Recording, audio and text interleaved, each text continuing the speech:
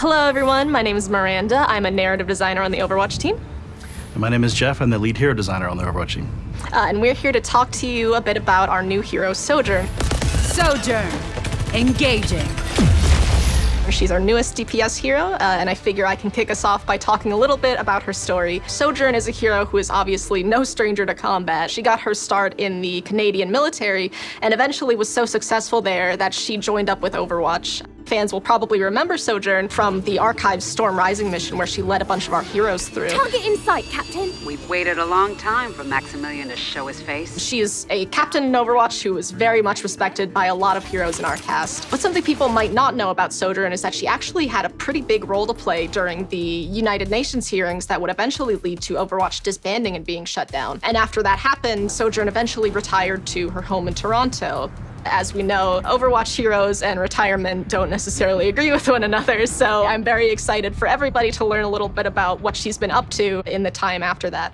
We have a cinematic in development that I think people are really gonna love that goes into this a bit more. Sojourn is just a brilliant tactician, a great leader, and I can't wait for everybody to get the chance to meet her. Geoff, why don't you tell us a little bit about her hero kit?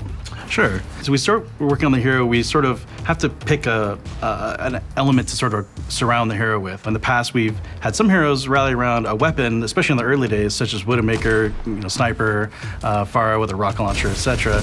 So we really were looking at different weapon types that we haven't explored yet in Overwatch, and I think the number one idea that came up that we all loved was this idea of a railgun. Railgun powered and ready to fire. That was pretty much all that needed to be said. So try putting the typical railgun from other games in and just see how it goes. And turns out the ability to fire really accurate, high-powered shots just constantly, all the time, was kind of just a balanced nightmare and not really doable. But we really liked the gameplay, and we ended up with her gun as it is now, which I'll go through her whole kit here right now.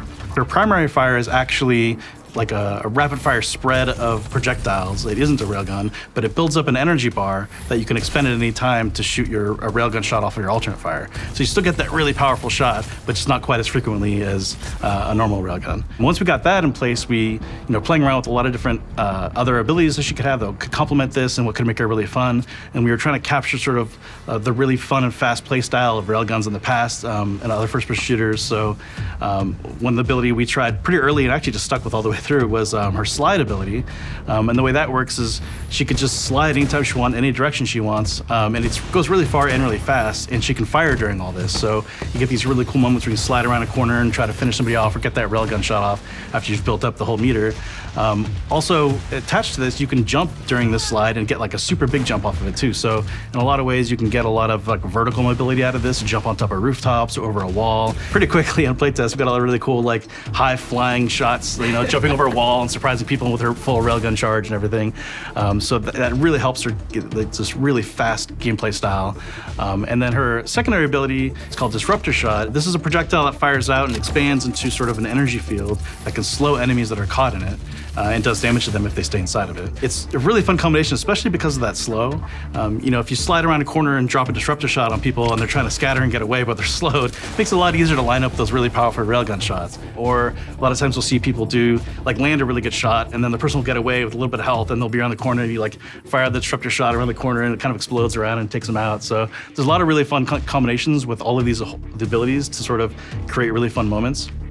And then her ultimate is, we were setting her ultimate, we had a couple different things we tried in the past. One of the original ones we tried was this big railgun shot that just went through the whole map. It was almost like an instant Hanzo Dragon ultimate, which was, it didn't go over super well, so that one ended up getting cut. But what we ended up going with was, and we call it Overclock, we all kind of fell in love with this. And the way this works is it kind of just turns on a mode where her energy is just constantly filling itself for her railgun, so she no longer has to fire their primary fire to fill it up.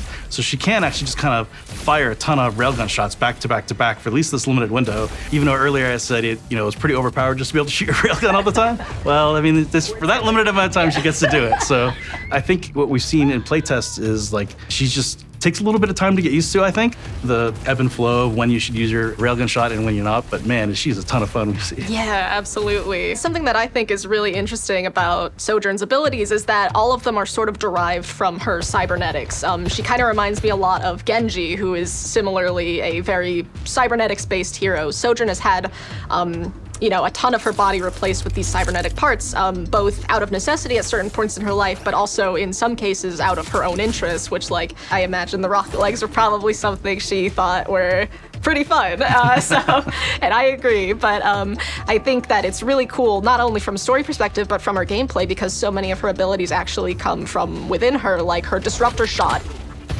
her power slide, obviously. Even her overclock is a function of her cybernetics, and I think that's very exciting. So yeah, that actually reminds me when we were first coming up with what her kind of visual look would be. And I remember one of these meetings we were talking about her disruptor shot, how that was going to come out. You know, there were a lot of ideas about should it, you know, be a throne, or should it be something that comes out of her wrist or something, kind of like Farah's concussive rocket. But I remember we were in this meeting looking at all these ideas from the animation pit, and there was kind of like a last one. It was like, we did all that. Here's some crazy stuff. We have these crazy ideas too. And it was like, you know, the first one was like what we ended up going with, which is like the full arm, like hand that comes out of her, like, yeah. And I was like, oh my, wow. Like, oh. Yeah, so that was, it actually sort of like wowed everybody in the room. We're like, okay, we're doing that. Yeah, that's I don't want to see the other ones. Yeah, exactly. So that was fantastic.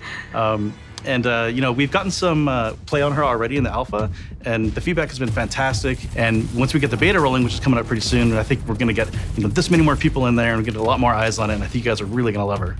Yeah, I think it's really cool to see people actually getting their hands on her, because like it's one thing for all of us to play it, but it's another thing entirely for a broader audience to play. So yeah, I'm really excited for people to get a chance to play her. I'm really excited as well to see how she sort of relates and fits in with the larger cast of heroes in Overwatch. The amount of established relationships that we get a little bit of insight into. She is somebody who kind of reminds me of Ana. So Ana obviously was our first new hero, and even though she was a new hero, she had so many relationships existing with our hero roster that she felt very natural, and I think Sojourn's pretty similar. Obviously, she was a member of Overwatch, so she has a lot of connections there that she plays on all through her kit and her voice lines. And I think people are gonna have a ton of fun digging into her connections, who she is familiar with, who she's against, and I think it'll be really interesting for people to get a taste of her personality there. And I think something else that I know the rest of the team is very excited about is always adding new voices to Overwatch. I think it's really cool and really awesome to expand our horizons in terms of what our perspectives are and the number of people we're representing in our games. So I really think that this is something the team has been hoping for a very long time, and I'm really excited for everybody to get to meet her. So that about wraps it up for Sojourn. We can't wait for you all to play her. See you next time.